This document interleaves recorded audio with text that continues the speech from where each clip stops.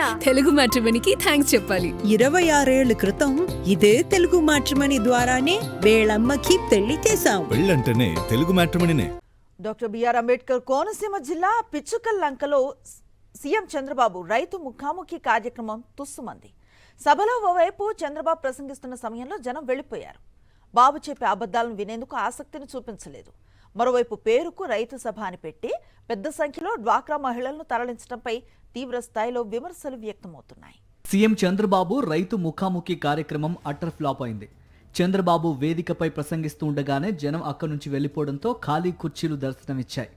అధికారంలోకి వచ్చిన నాటి నుంచి రైతులకు ప్రయోజనం చేకూర్చే విధంగా ఎలాంటి చర్యలు చేపట్టని చంద్రబాబు రైతు సభ నిర్వహించడంపై ప్రజలు సైతం విస్మయం వ్యక్తం చేస్తున్నారు.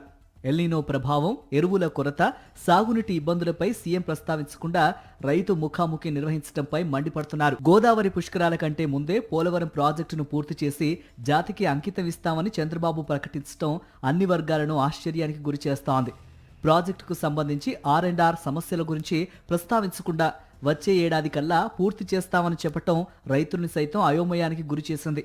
ఓవైపు అన్నదాతలకు సకాలంలో సాగునీరు, యూరియా అందక తీవ్ర ఇబ్బందులు పడుతుంటే వాటి గురించి సభలో కనీసం ప్రస్తావించలేదు సీఎం చంద్రబాబు. రైతు సమస్యలపై మాట్లాడకుండా ముఖాముఖి కార్యక్రమం నిర్వహించడమేంటని వైఎస్ఆర్సీపీ జిల్లా అధ్యక్షుడు చిర్ల జగ్గిరెడ్డి విమర్శించారు.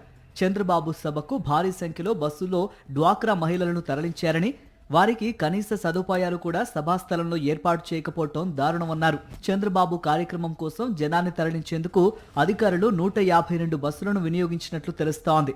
దీంతో రాజమండ్రి, రావులపాలెం, అమలాపురం డిపోలకు సంబంధించి పలు రెగ్యులర్ సర్వీసులు రద్దయ్యాయి.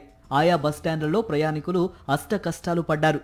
బాబు చెప్పే అబద్ధాల సభకు ప్రజలను ఇబ్బందులకు గురి చేయటమేంటని ఆగ్రహం వ్యక్తం చేశారు. మరిన్ని అప్డేట్స్ కోసం ఛానల్ ను సబ్స్క్రైబ్ చేయండి. నోటిఫికేషన్స్ కోసం బెల్ ఐకాన్ పై క్లిక్ చేయండి.